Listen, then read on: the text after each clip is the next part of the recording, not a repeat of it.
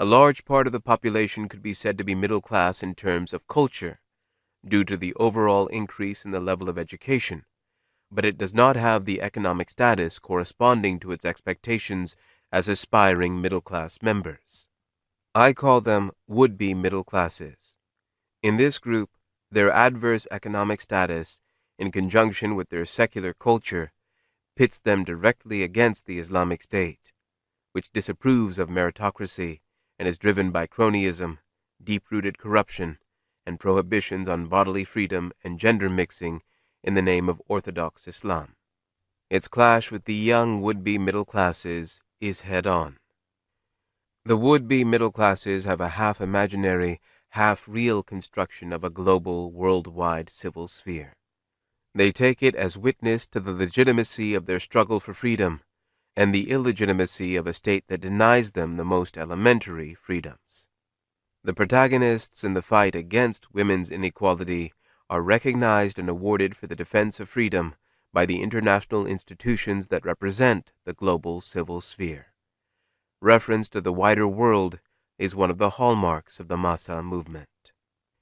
This book aims to show the vigor of secularization in Iran, despite the Islamic State's unrelenting endeavors to turn its citizens into submissive Muslims through its state apparatus, national education, the official TV and radio networks, the propaganda machine sustained by the government.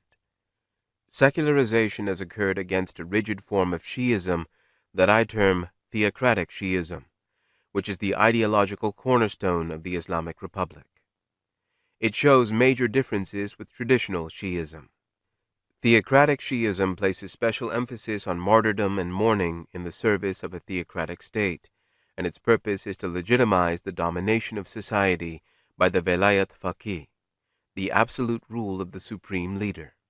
It justifies the constraints imposed by the government, the compulsory veil, segregation of men and women, prohibition of alcohol consumption, respect for Ramadan fasting, prohibition of celebration and dancing in public, opposition to the West in the name of a politico-religious conception imposed on society and not open to debate, and so on. In most cases, what was flexible in traditional Shi'ism has become rigid and unyielding under theocratic Shi'ism.